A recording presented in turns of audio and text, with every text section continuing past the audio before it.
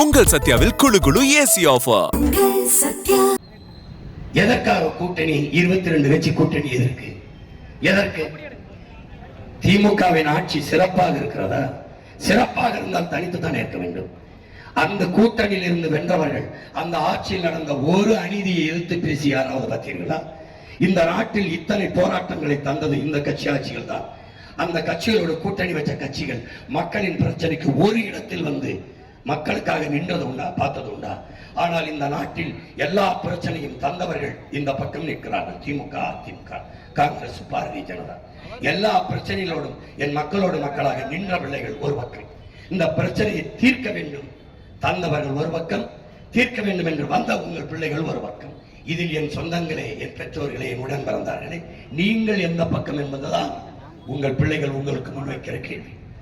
மறுபடியும் பிரச்சனைகளை தந்தவர்களுக்கு அதிகாரத்தை கொடுத்தால் நாம் அறிவுள்ள, சிந்திக்கிற திறனுள்ள, பகுத்தறிகிற ஆற்றல் உள்ள, தன்மானமிக்க தமிழினத்தின் மக்களா, அறிவார்ந்த அறிவு சமூகத்தின் பிள்ளைகளா என்பதை என்னும் பெற்றோர்கள், அறிவார்ந்த ஆண்டோர்கள், சான்றோர்கள், பள்ளி கல்லூரிகளில் படித்துக் கொண்டிருக்கிற பிள்ளைகள் நீங்கள் உணர வேண்டும். இங்கே வேட்பாளராக உங்கள் மகன் நிறுத்தி இருக்கிற பிள்ளைகளை பாருங்கள். யார் இவர்கள்? யார்? என் தங்கை சுகன்யா யார்?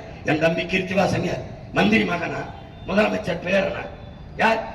ஒரு வீட்டில் ஒரு தகப்பனுக்கு மகனாக பிறப்பதாலேயே அவனுக்கு உயர்ந்த பதவி கிடைத்து விடும் என்றால் இது ஜனநாயகமா? இல்ல சனாதனம்? சனாதனம் எதிர்ப்பு, சனாதனத்தை ஒழிக்கிறோம் என்று பேசித் திரிகிற பெருமக்களே, பிறப்பினாலே ஒருவனுக்கு உயர்ந்த பதவி கிடைத்து விடும் என்றால் அதுதான் சனாதனம், அதுதான் மன்னராட்சி. எங்கே மாண்புமிக்க ஜனநாயகம்? எங்கே மக்களாட்சி?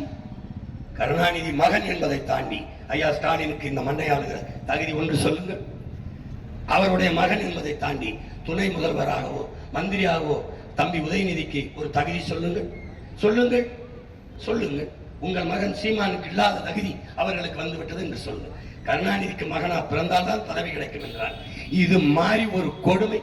இதை ஜனநாயக நாடு, மக்களாட்சி நாடு, சனாதனத்துக்கு அவர்கள் எதிரானவர்கள் என்றால் எப்படி நீங்கள் நம்புகிறீர்கள்? எப்படி?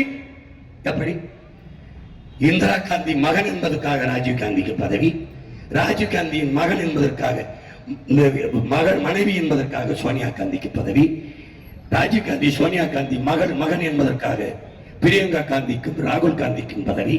இது என்னது? இவர்தான் மக்களாட்சியின் காவலர்கள், மாண்புமிக்க மக்களாட்சியின் மகத்தான தலைவர்கள்.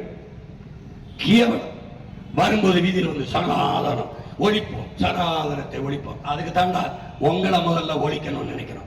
அதுக்கு தான் உங்களை ஒழிக்கணும்னு நினைக்கிறோம்.